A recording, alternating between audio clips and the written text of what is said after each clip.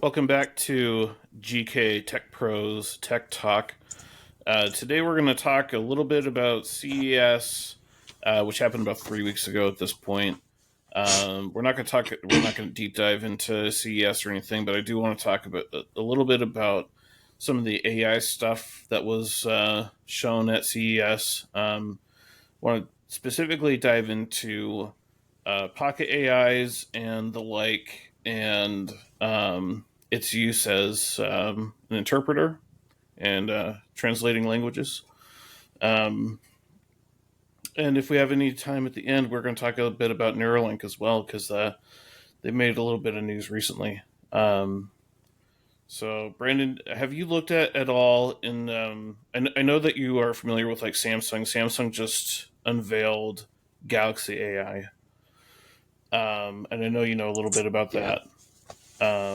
Have you looked into any of the CES stuff like Rabbit R1 or the X1 So Time Kettle at all? no, I'm not familiar. The humane, I'm familiar with you. I think we might have Mm-hmm. spoke about it on this We podcast. talked about Humane. So I want to talk a bit about Pocket AI. So we talked about Humane. So Humane's a device that you can like clip onto your coat or like a shirt pocket. Um, I saw it on and tech. it's a personal assistant, but it can also record video. And the intriguing idea behind it is um, right now when you're like when your kid on the floor is doing something really funny, and you and I can relate to this because we're parents of young kids.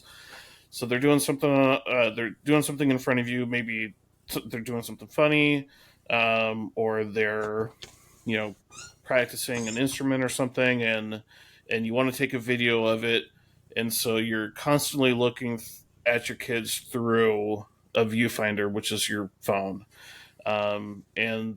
and Humane gets rid of that, and so it records life as you interact. So there's no wall between you and your kid. You can still interact with your kid, and that moment's still captured with the camera used with Humane AI. But it's a pocket AI, so it's also an assistant. So if you want to order pizza from Domino's, you can just tell it to order pizza from Domino's. Um, and so CES has some similar things. The Rabbit R1 I know is hitting the waves right now. It's another pocket AI type of device where it'll translate languages for you. Their kind of concept around this is um, they're trying to uh, kind of replace the cell phone. Uh, when the CEO did his presentation, he came out and said, there's an app for everything. If you want productivity, there's an app for that. If you want entertainment, there's an app for that. And so what it causes is clutter in your phone, software clutter. And what if Mm. we can eliminate the software clutter by having this pocket AI? And so it works as an assistant. It can do things for you, set appointments for you. And so, think of, Rabbit and Humane as like Siri or Alexa, but on steroids. Um, and that brings me to another one that was kind of interesting as well, which is the X1 Time Kettle. This is specifically for translation, and so it's a device that you can pair multiple sets of Bluetooth like earphones to, and you can have conversations with someone else in another language. So you could be speaking English, they speak Spanish, and in real time, the device will translate what they're saying, and vice versa. And another thing that it can do is you can do like video conferencing with it, and it'll translate up to 5 languages at once.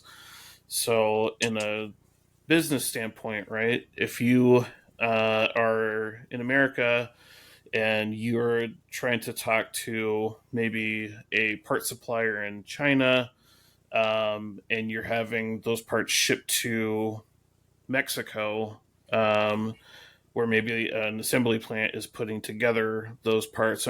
Right, I'm thinking cars right now, right? You could be working for Ford here in America. Your, Ford Rangers assembled in Mexico with Chinese parts. Not a knock on any of what I just said. It's just a reality.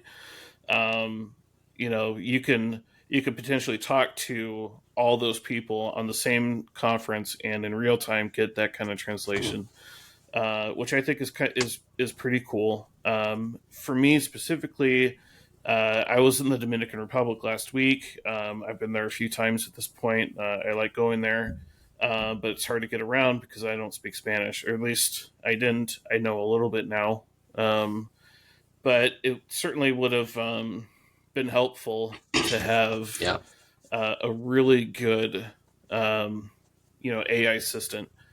And what the X1 team is doing is not now, but in the future, they're going to have a language teacher, which is something that you and I actually talked about yesterday. I think it would be a great idea um, for someone to come out with an AI teacher, an artificial intelligence that you can talk to in another language if you're trying to learn a language. Because the best way to learn a language is to speak it and to speak it with someone who knows that language. Because education via computer software, YouTube videos, even formal education only gets you so far. But each language has nuances, and you only can pick up on those nuances by actually talking to someone who's native in that language. And I can throw my wife as an example of that. She and I, when we were in high school, we took German. We didn't take Spanish, and so we were both educated, formally educated in German.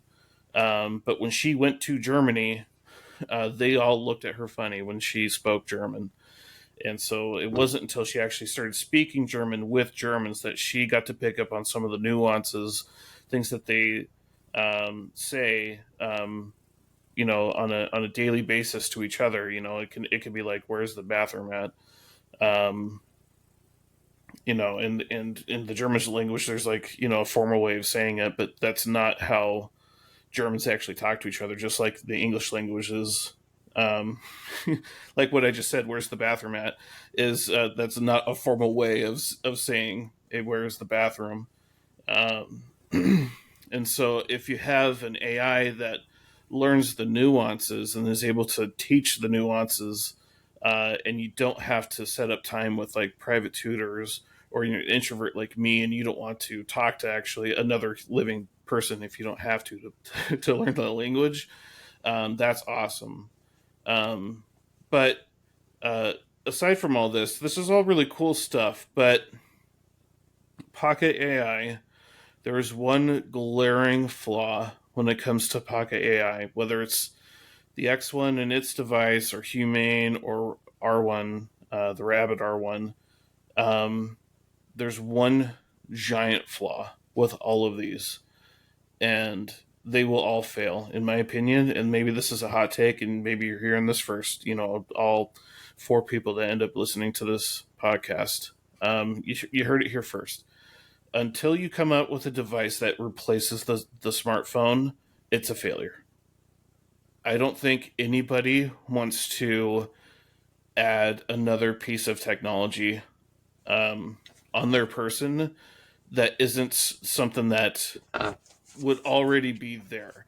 So I think like smart glasses. Like I wear glasses. mm, So mm, if you made my glasses smart glasses, that's something. Um, and mm. so I would say that the wrist is an area as well. So if you could come up with something for your wrist, because people wear watches, and we know the Galaxy Watch, Some the people. Apple Watch. Some people don't like wearing watches, but I think the wrist is interesting because you can at least kind of make it fashionable. Glasses you can make quasi fashionable. Something that you clip onto your shirt. I don't think is ever going to be fashionable, and I don't think people are going to want to put that on clothing. You're I dashing think my Star Trek hope and dreams. probably. Um, yeah, I think, and this is where Galaxy AI has a massive advantage because everybody has a smartphone. I don't want to add another piece of technology to my person. I want Yeah, that's a everything good put point. into my phone unless the phone can be replaced by something else. And so if that something else is not the phone, but it's a watch that can also pair with my glasses. And so the glasses give me the visual, the watch is the brains of the operation. Um, and I can do, hand gestures the way Apple Vision is kind of doing things, Hmm. right? And so with augmented reality, I can swipe between whatever app I want to swipe between just by doing hand gestures. Um, that's something. But if it replaces the cell phone, then I think it could be a success. But if it's an addition to the technology that you already have on the person, I think it's going to be a failure. I As cool hadn't as thought the about it that technology way is, until you yeah. mentioned it. But you're right. It's going to be a best of peripheral, an attachment. At worst, it's a proof of concept. Anything that you come up with is just going to be an idea until it replaces the phone. Hmm. And I don't. When did the telephone? Well, when did the not the telephone, the cell phone? When did it replace everything else? I kind of wonder. Yeah, I don't know if it was planned that way necessarily, or it's kind of an interesting So thought. so in 2007 is when the iPhone launched. Hmm. So I wonder if it was planned. Like some guy like you was thinking, "Oh, we got to replace the this and that," or if it just kind of happened. It's kind of interesting. I would encourage you and anyone else who's watching, but you as well as Brandon, um, watch and it's on YouTube. Watch the keynote for the iPhone launch in 2007 and what made that device specifically so Hmm. revolutionary. And and so when Steve Jobs came out and he did the presentation, he said that at first he was like, "We have three iconic devices that we're launching today. It's a mobile internet device, it's a cell phone, and it's an iPod." And then he repeated that Hmm. So he it's a had it computing planned. device, it's a cell phone, Yeah. it's right, it's I an remember entertainment watching Bill device, Gates do his internet, and everyone thought he was crazy. He was like, "Oh, right? what do we need that for? So We got radio." yeah, So, so Steve Jobs did it, and he was just like, "We have three iconic devices, but it's they're not the different devices; they're the same device." And so hmm. it brought compute a personal computer, a communications device being the cell phone, and it brought entertainment being movies and music all into one device on one person. And so it took a laptop computer and an iPod and your cell phone, and it combined it into one device. And And we already had that phones, we so already had we had phones, a device. Hmm. and at the time there were technically smartphones. If the Palm Pilot existed then, the BlackBerry existed then, Right. but more than that, the device. Uh, and Steve Jobs, I can't remember if he said it in the keynote or if he said it at like an All Things Digital conference, but he talked about physical keyboards and he talked about styluses. Um, and part of what made iPhone so different it was basically a one big screen, right? You had the one big screen and then you had the one button on it for home.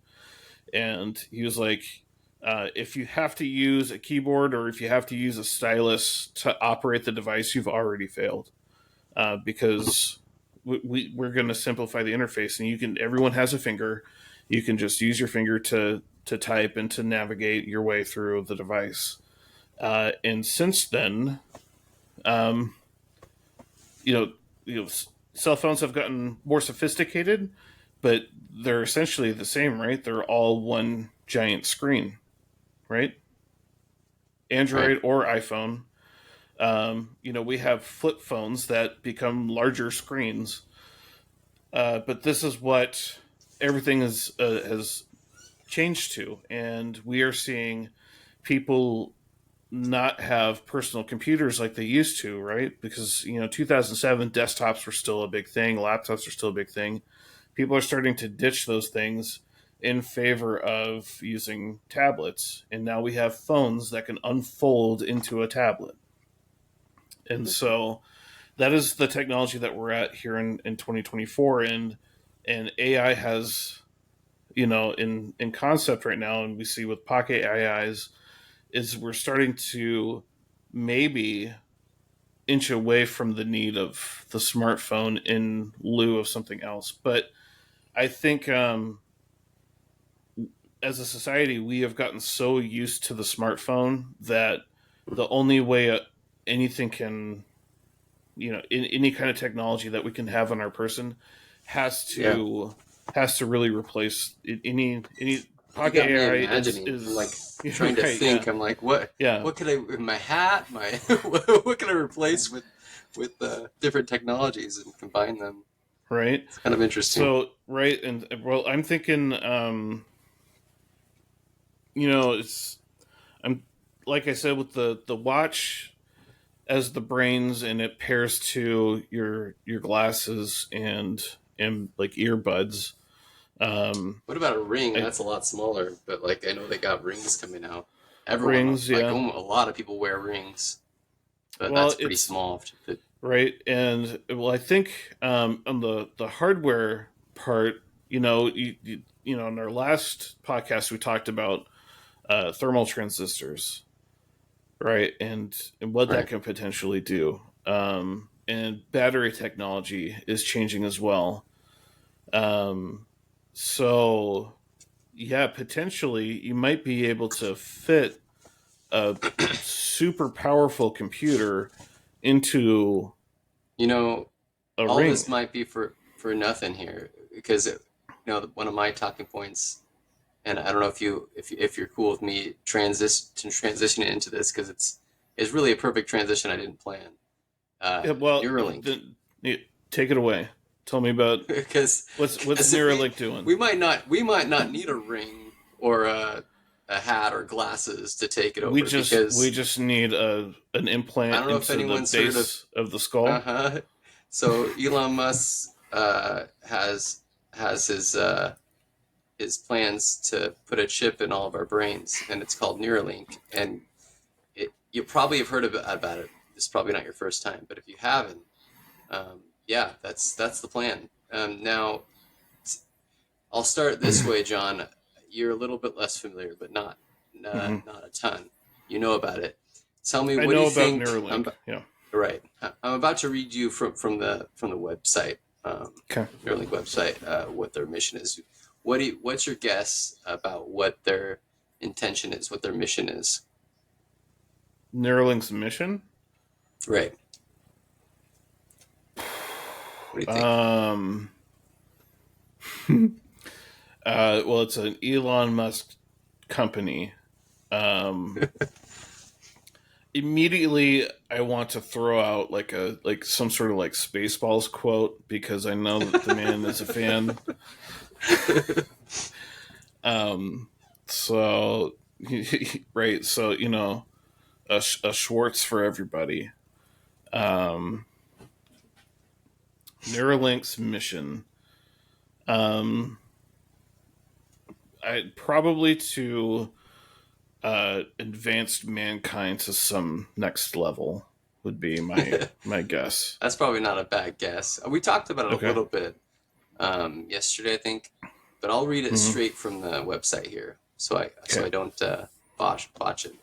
Uh, Create a generalized brain interface to restore autonomy to those with unmet medical needs today and unlock human potential tomorrow. So you got the second half there. That's kind of Okay. Yeah. what unlock human potential tomorrow, and Hmm. so he plans on that. Kind of the idea is what I when I've heard him talk about it on little snippets and podcasts that I watch. I think I heard him talking to Joe Rogan or something once recently, and he's talking about how he wants to help people, paraplegics and people that can't have limited mobility. That's one of the Hmm. big ones, and I think he wants to cure blindness is the other one.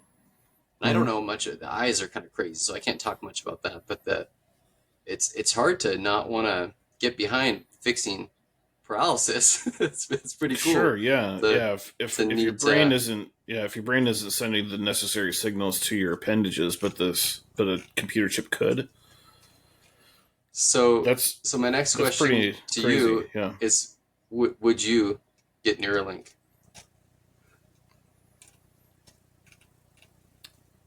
So I'm fortunate in that I have the use of all of my appendages. That's Um, good. Yeah, that is a blessing. so it is a blessing because not everybody does.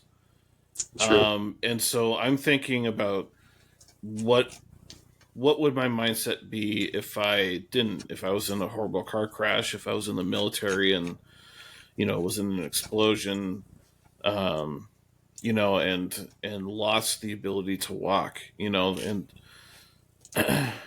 and how hard that would be. Of course, people, the wheelchair has been around for a long time, but as a man with a young daughter, um, would I be willing to get a brain chip, so I could walk her down the aisle in 20 years when she gets married, or 30 years, which is the hope? Hmm. Um, you know, the answer is probably going to be yes. Um, if a brain chip means being able to have a catch with my son, um, We're not getting paid by Neuralink. no, no, Just no. this is not an advertisement. This is not an advertisement. You're I'm not surprising me, endorsed, actually. and I'm not endorsing. This is not an Elon Musk endorsement either. Right. Um, I have thoughts on the guy as much as anybody, Sure. but I'm trying to put my mindset into someone who can't throw a football around with their kid, Yeah. can't walk their daughter down the aisle. Um, It's a pretty big things to. right. So right, those are, what is the quality of life for a paraplegic, and what could it be with a brain chip, right? And so, especially because to have the ability to walk now, and then to have that taken away from me, and the only thing that I need to do is take a brain chip, regardless of what the potential risk is, right? And the risk could be, we don't know what the risks are, right? I've seen enough science fiction movies to know that this is probably not a great idea to turn Hmm. myself into half robot. Right? And I don't want to be a happy dad by day and a murder bot by night, because the brain chip takes over the brain and turns off my consciousness, and then We need a I'm new out. story of Jekyll and Hyde. Right. Jekyll and It Robot Hyde. Jekyll and Rope, right? And Yeah, that's on really that. that is so appropriate, right? At a you know a you know a modern day tale of Jekyll and Hyde, where it's not Yeah. a magic elixir that he's drinking; it's he puts in a brain chip and becomes a murder bot. I'm pretty sure this is also like the plot of Spider-Man 2. Yeah. So, right, It's probably. Dr. Octavius is a good guy until he puts a brain chip in, then he becomes psychopathic, eight-legged freak doctor Well, guy let who me recap. murders. Is this a yes or no from you? So, I think you were saying yes, but then I think okay, you were kind of stepping back there. here's what I'm saying. Here's what I'll say is, if indeed I were to become a paraplegic, I would probably take Yeah. the brain chip. So, Yeah, so in the right that's my circumstances, Yeah, I the would. reward would outweigh the risk. Yeah. Right. And so, Well, so but I'll give you a part two to that though. As a mhm. paraplegic, I would say yes. If Elon Musk came to me and he said, "Hey, you're only using 10% of your brain, but I can give you the other 90% right now by giving you an implant," my answer would be no. Okay, interesting. Right? So in the right Because they're negative circumstance. yeah, because the mission is two part, right? To help people Yes. with the medical need, Yeah. but also to impact, Right. help mankind reach their potential or whatever. So Yep. on that Yeah. second half, my answer would be no. But on the first So I'm half, my getting to answer would be that. yes. So Yeah. circumstantial, apparently negative circumstances, it's a Hmm. yes Yeah. for from you. Well, you Hmm. can't because you don't have those circumstances. So at the Yep. moment, you are uneligible.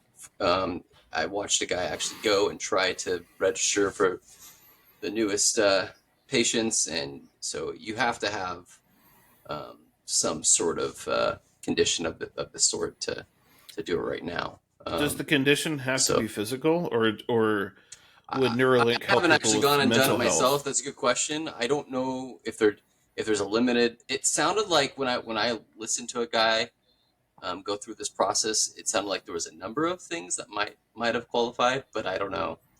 Um, it's a good question. But Hmm. yeah, it's interesting. I mean, that it's pretty clear that that's kind of a next step sort of thing for normal blokes like us without people that first they're looking to help people that really need it. But with that second part, I'm kind of I know that this is coming, and I but when I read this, it just astounds me. The next so this I'm reading right from the website again. To restore Hmm. independence and improve lives, we built a brain computer interface (BCI) experience that enables fast and reliable computer control and prioritizes ease of use. It, so we're Hmm. actually going to be able to control devices with a brain. I can't. Do you read that any other way? I mean, that's crazy. Like that's coming. Like I wonder how far off we Well, are. I was trying to find a I timeline. I could see that coming. The other part of that um, is the chip communicating with like a server. Um, Uh, well, I mean, like what is it? Feeding information? so, Like, what do you well, mean? so what I'm thinking um, if if the brain is talking to the chip and the chip is talking to a computer, um, and is it something where I need to be uh, in constant or the chip needs to be in constant communication Oh with yeah. I'm just you're this as you're saying this, supercomputer? I'm thinking about planned obsolescence here. So I'm just like, oh Well, crap. okay, well, planned obsolescence, but I'm also thinking right. So the chip itself isn't the computer. It needs to communicate with the computer, and it can Okay, I see what you're saying. and It isn't maybe the and actual hardware that allows it right. all. I don't So know. is That's and interesting. so well the thing and this is an important question, and I mean this It both is, as a yeah. joke and not. But let's say I'm a Yeah. paraplegic and I don't have the regular use of my legs, but through Neuralink I do. But Neuralink needs a connection with a Server. supercomputer, and Yeah. so it needs to be in constant communication somehow. And maybe that somehow is via a cell signal. Maybe it's satellite with Starlink, just as the Elon connection with another one of his companies. And I drive through a tunnel, and suddenly the chip cannot communicate with supercomputer Yeah. that's telling it what to do. Those are Um, good questions. right? Do do I lose control of the car? Um, maybe not if Well, I I'm don't. in a Tesla and it's self That driving.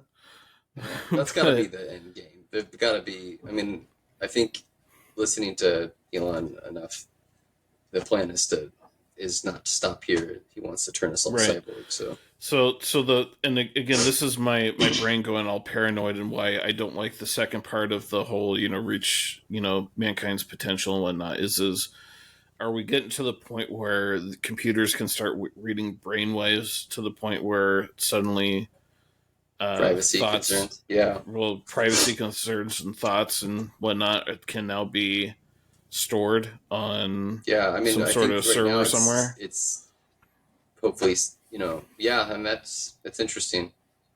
Mm-hmm. Um, I don't think right now that's to that point, but yeah.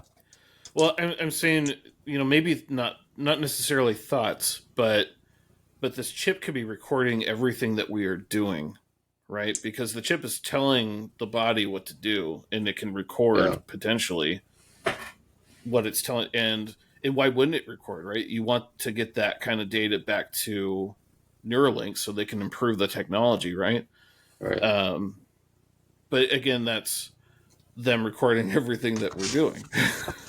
So, not that Yeah. I have anything to hide except, private information that I wouldn't want pirates to get, right?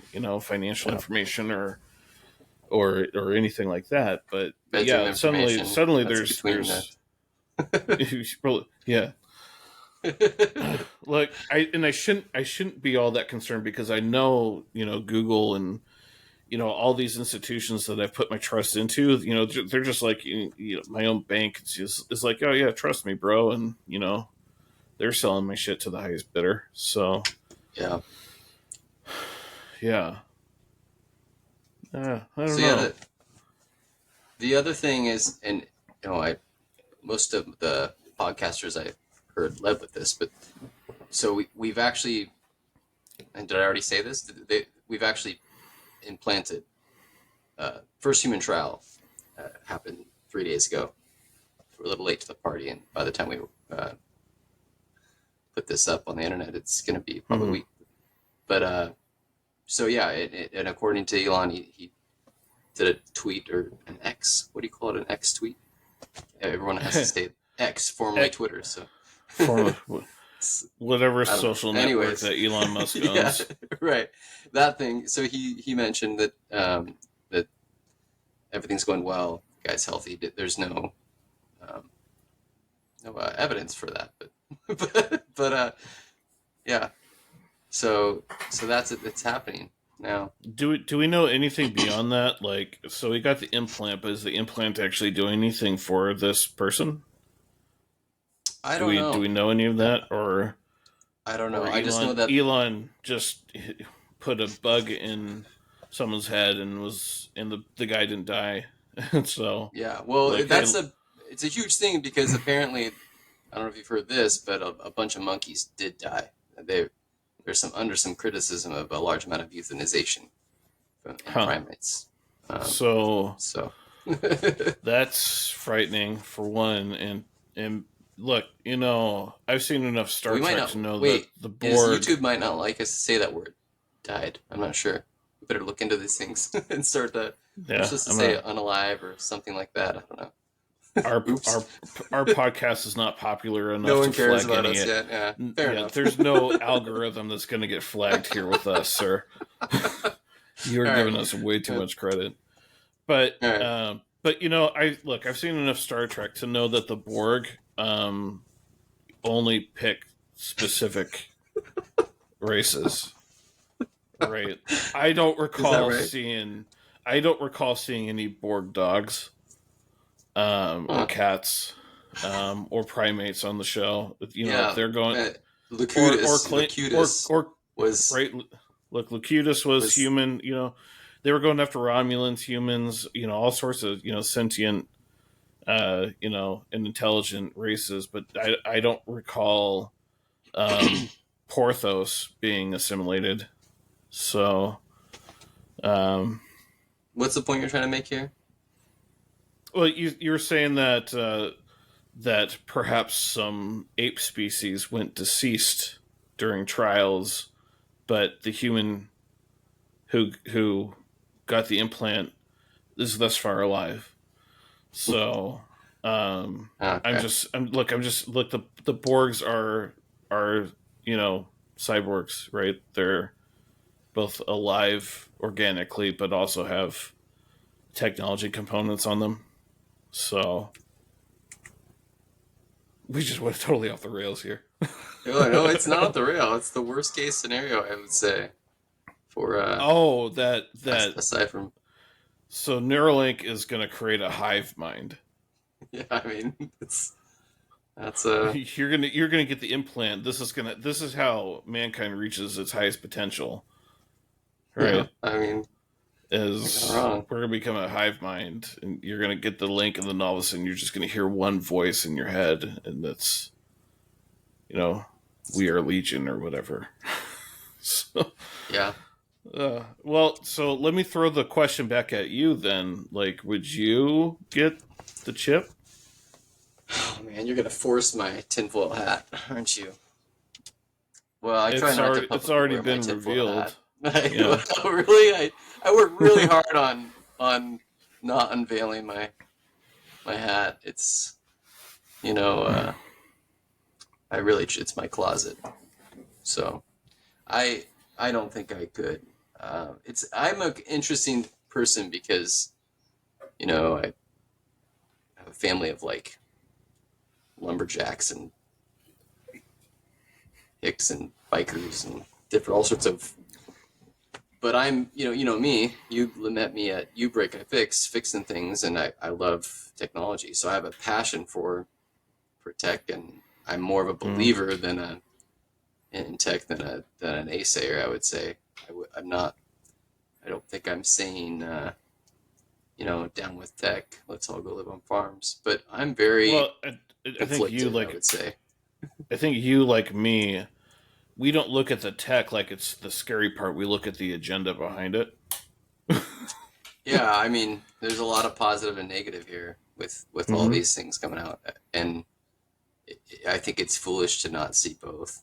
Um, Yeah, so absolutely. You know, like I said, for mankind to offer a technology to be able to give legs back to a paraplegic is yeah, amazing. That's amazing and a good thing. I don't think like you, I would avoid the stick though, or focus on the negative, so to say, and not chase the carrot. It's not that I wouldn't want these awesome things. I mean, I remember when I first saw. Well, this is still the negative. I remember when I first saw someone who was. I used to work at schools. I think you know this about me. I used to be a paraeducator, and I would go and help in schools. And um, Mm. it wasn't volunteer. I was paid to do this.